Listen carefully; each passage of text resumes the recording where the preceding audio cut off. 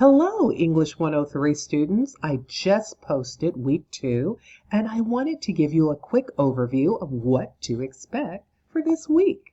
So let's go ahead and start with the module for week 2. Remember, you don't want to start with a to-do list because you have to complete reading assignments before you start those assignments. So let's click on week 2 objectives. So when you go to this page, you're going to see all the things that I need you to do this week so that you'll know that you're right on task as you're completing objectives. So the first thing you want to do before Tuesday is read 2.1, 2.2, 2.3, and 2.4. There are 3 assignments for this week.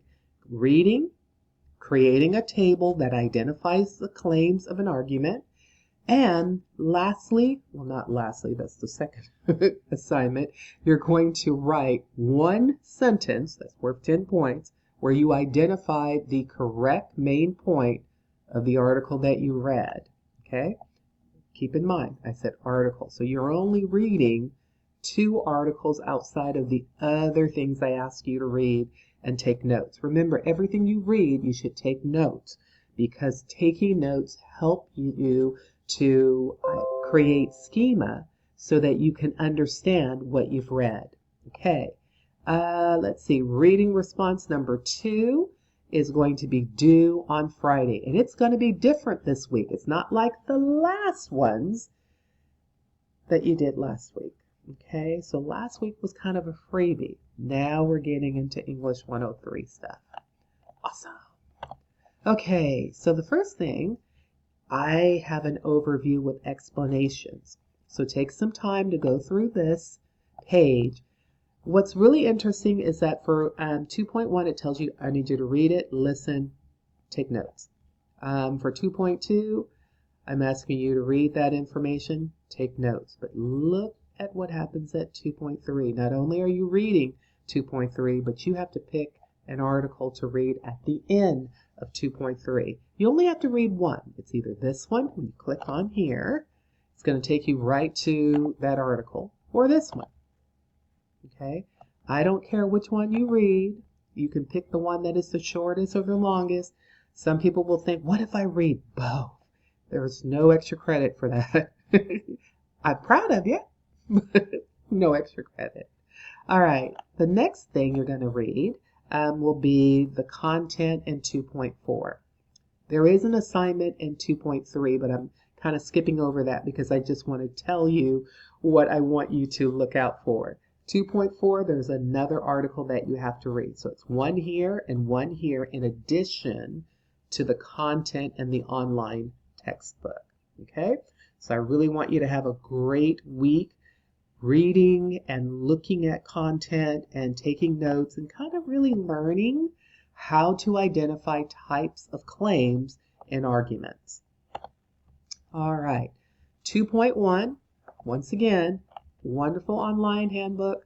You can read it. Well, it's not a handbook, it's our textbook. You can read it, or you can read it and have her read with you and you're taking notes. It's up to you. Okay? All right, 2.2, claims to look out for. I love this. Not only does she explain the information, but she gives you examples. Who doesn't like examples? So now you can figure out claims of policy, claims of fact, claims of value, and I guarantee you once you read this, you'll start thinking about the way people speak and you'll identify if they're talking about fact or is it something that they value that they're trying to tell you is a fact. Then take the practice quiz. This is a no stakes practice quiz. For me, I would want to know that I have learned the difference of those 3 claims and I could identify what the correct answer is. So I won't be able to see what you picked or your score on that. It's just one question. I think you guys will do really well on that. Okay? So 2.3, once again, I want you to read the content here. Guess what? You're going to learn how to make a table. And in this table, you're going to look for claims made in the reading and then the type of claim that it was. How will you practice that? Look, she did it for you. So this reading assignment right here, look, she created a table for you. Okay, so you're going to do the same thing with one of the reading selections. So when you come to 2.31, it tells you to pick a reading. Guess what you're going to do? You're going to go back to that objectives page. I'm going to show you. Watch. Here is the assignment because I want you to do this assignment so that you can get credit for it. So when you come here, you're going to click up here in the directions, and it's going to take you back to this page.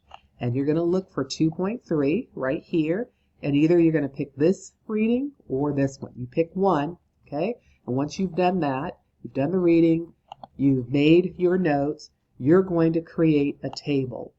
And so I have the table that was in the book, and I'm put that there just in case you needed to look at it, you know, in its full form. So you could actually click this information here, and you can make it bigger or smaller. It's up to you. Okay, once you've done that, I know what you're thinking.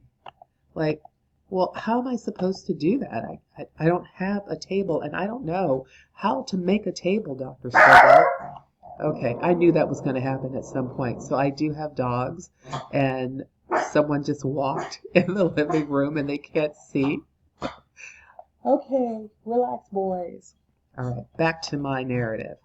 So, guess what I did for you? I created a blank table, so all you have to do is download it to your computer. You don't have to print it out. You download it, change the name to your name, English 103, and you're done, okay? So you take that, put that on your computer, and then this is what I need you to do.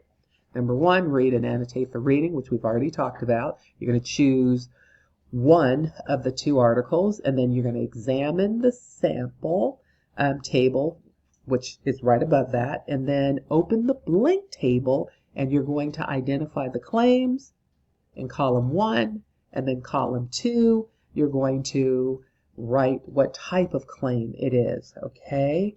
And then you're going to follow my directions as I have here. You're going to use the same format, your name, my name, the class, section number, and the date that the assignment is due. So since this is due on next Friday, you're going to use next Friday's date, okay? And then you have your last name here as a header.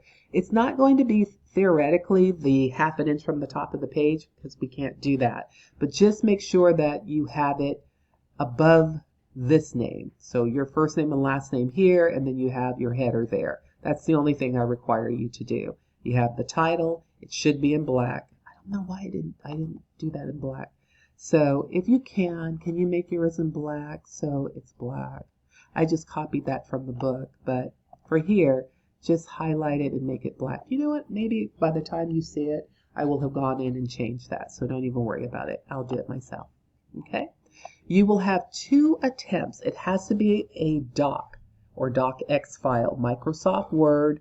You cannot use a PDF. You cannot use a Google Doc. It has to be a doc or docx file. Okay? You have 2 attempts. What does that mean? That means that when you start the assignment and you complete it and you upload it, you realize you forgot something. So you make those corrections. You can do that one time after you upload, and that's it. So whatever the second upload is, that's the one which is the final one. Now remember, since you're uploading a file, everything you upload to me in Canvas goes through Turnitin.com.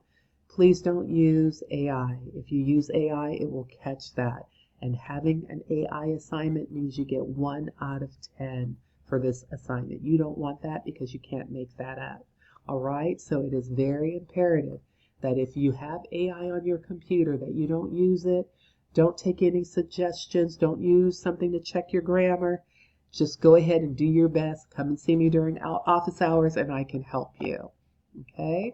All right, the next assignment, deciding which is the main claim. Once again, do the reading here, take notes, and then it's going to ask you for a suggested reading. Don't worry about that.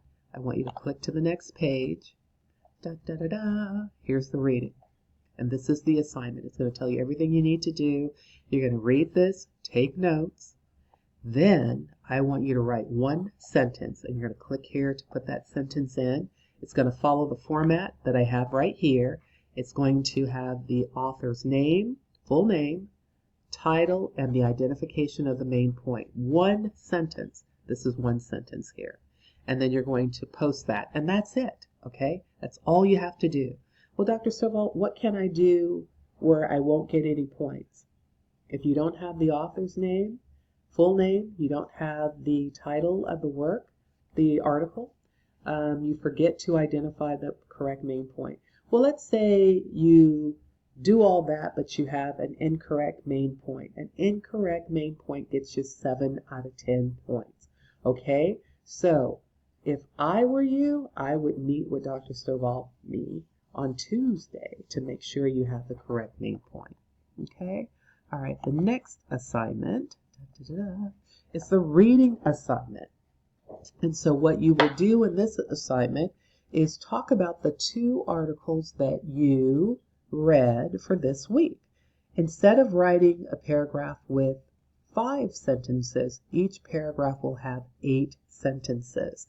And then I've given you the format for each paragraph. So the first sentence is just going to be a statement about the topic that you were talking about or the author was talking about. Sentence 2 is a sentence in which you compose a sentence using the author's full name, the title of the article, and the identification of the main point.